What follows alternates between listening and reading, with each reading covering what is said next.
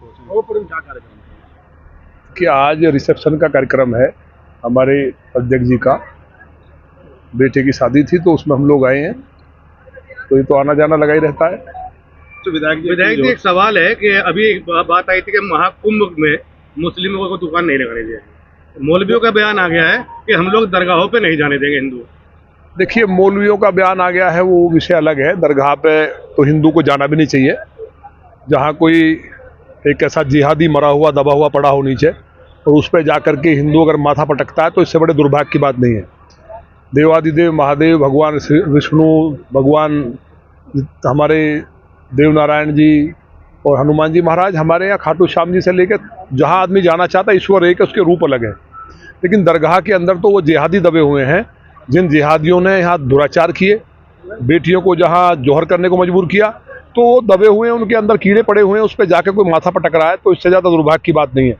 ये तो मौलवियों का अच्छी बात है, उन्होंने ये कहा है तो हिंदुओं की आंख इससे खुल गई कि कम से कम वहाँ ना जाएं। हमारे पास जो खुद जो मुस्लिम हैं वो अरब कंट्रीज में भगवान देवादिदेव महादेव की पूजा कर रहे हैं, मक्केश्वर महादेव की। तो जब भोलेनाथ को मुस्लिम भी मान रहे हैं, दुनिया की जब दुनिया नहीं थी तब से शंकर जी हैं, तो उनकी पूजा करनी चाहिए। तो मौलवी भी मुझे उम्मीद है कि भगवान महादेव का अभिषेक करेंगे। अभी पिछले दिनों भी एक प्रत्याशी ने भी किया है और तमाम लोग कर रहे हैं, तो पूरी दुनिया में सनातन का झंडा फहरेगा। लेकिन हाँ, ये बात दुर्भाग्यपूर्ण है, जिस तरह जूस में मेरी विधानसभा में मूत्र मिलाया गया, मंदिरों में कलाव बांध करके अंदर जाते हैं और वहाँ जा करके टीका लगा करके लव जिहाद की घटनाएं आ रही हैं।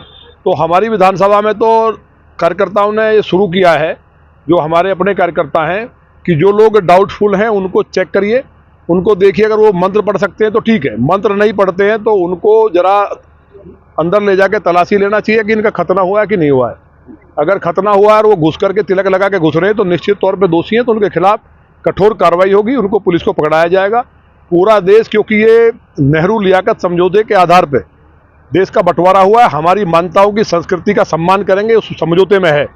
आज पाकिस्तान के हालात ये हैं, यहाँ सब लोग मजे से रह रहे हैं, लेकिन ये जो मौलवी और कठमुल्ले हैं, जिस तरह के स्टेटमेंट लगातार देते हैं, कभी एक बार नहीं बोलते कि जो जिहाद है किसी प्रकार का, मूत्र तक डाल दे रहे हैं, थूक दे रहे हैं, उनके खिलाफ एक मौलवी नहीं बोलता है। ये बहुत बड़ी साजिश है। और आज दुनिया के अंदर माने मोदी जी को मानने वाले हैं, चाहे अरब कंट्रीज के लोग हैं जो अच्छे लोग हैं, चाहे ईसाई कंट्रीज के लोग हैं, तो भारत जो है ये हिंदुत्व की सदी दुनिया के अंदर होने जा रही है। तो इन मौलवी के चक्कर पड़ने की जरूरत नहीं है।